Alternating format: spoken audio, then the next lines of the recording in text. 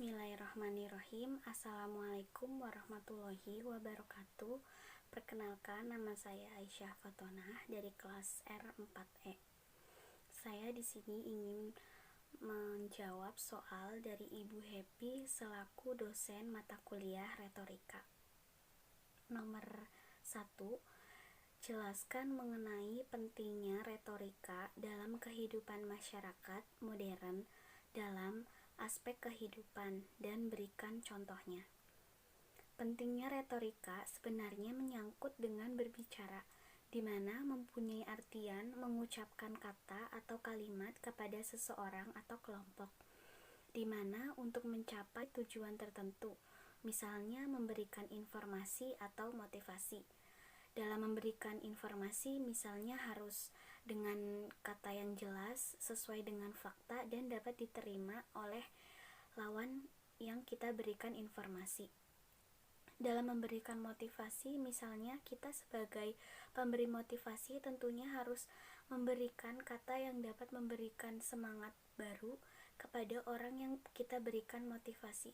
Tentunya dapat mengembangkan mutu dan pemikiran baru terhadap orang yang kita beri motivasi. Namun seringkali kita mengalami kesulitan dalam mengungkapkan maksud dan isi pikiran kita kepada orang lain, karena tidak semua orang dapat menerima apa yang kita ucapkan dan tidak semua orang dapat memahami apa yang kita ucapkan. Oleh karena itu, berbicara sangat penting karena dapat membedakan manusia dan hewan maupun makhluk lainnya. Manusia itu adalah makhluk yang berkomunikasi lewat bahasa dan berbicara. Namun yang lebih mencirikan di mana manusia itu pandai dalam keterampilan berbicaranya. Karena semakin pandai cara bicara seseorang, maka semakin banyak pengetahuan yang orang itu miliki dan semakin pandai juga dalam mengolah tata bahasa. Karena retorika itu sebuah kesenian untuk berbicara dengan baik yang dicapai berdasarkan talenta dan keterampilan.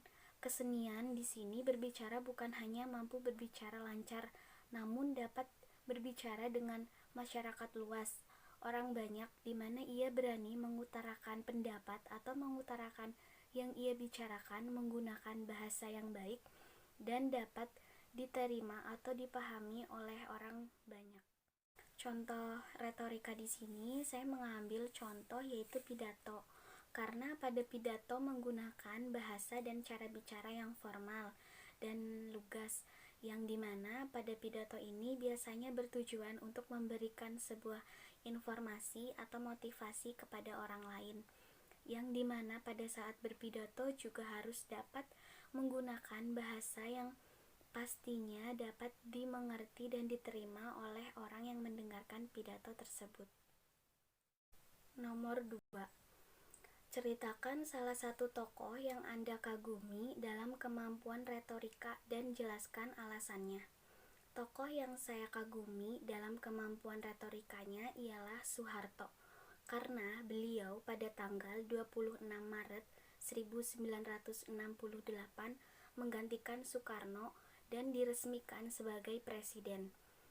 Dan beliau dipilih kembali oleh MPR pada tahun 1973, berlanjut pada tahun 1978, berlanjut kembali pada tahun 1983, sampai pada tahun 1998.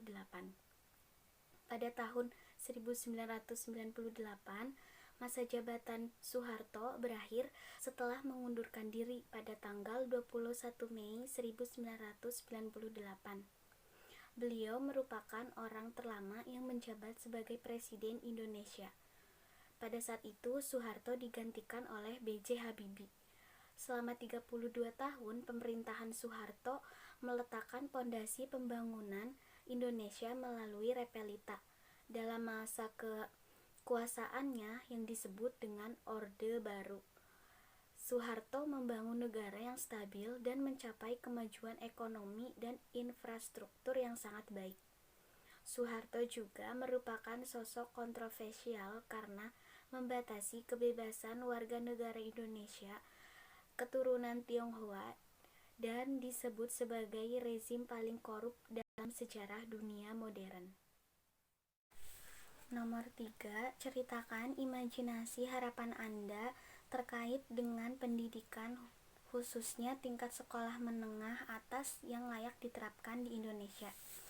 Imajinasi yang saya harapkan yaitu dimulai dari kualitas pendidikan yang baik yang didukung oleh Departemen Pendidikan Nasional maupun daerah, di mana kualitas secara fisik di sini masuk dalam fasilitas tersedia seperti gedung sekolah, harus sesuai standar kebutuhan siswa agar siswa nyaman saat kegiatan pendidikan berlangsung. Media elektronik seperti komputer atau lab yang digunakan siswa untuk sehari-hari kegiatan pembelajaran dan kegiatan praktek, ataupun juga dengan buku di perpustakaan juga harus memenuhi standar yang cukup supaya ada daya tarik bagi siswa untuk mau belajar, sehingga siswa giat dan gemar dalam kegiatan pembelajaran dan siswa merasa nyaman dengan segala fasilitas yang terpenuhi untuk kebutuhan belajarnya. Karena pada masa sekolah menengah ini akan sangat berpengaruh kepada masa nanti setelah siswa ini lulus, baik ke jenjang perguruan tinggi maupun pekerjaan. Sekian dari saya, kurang lebihnya mohon maaf. Wassalamualaikum warahmatullahi wabarakatuh.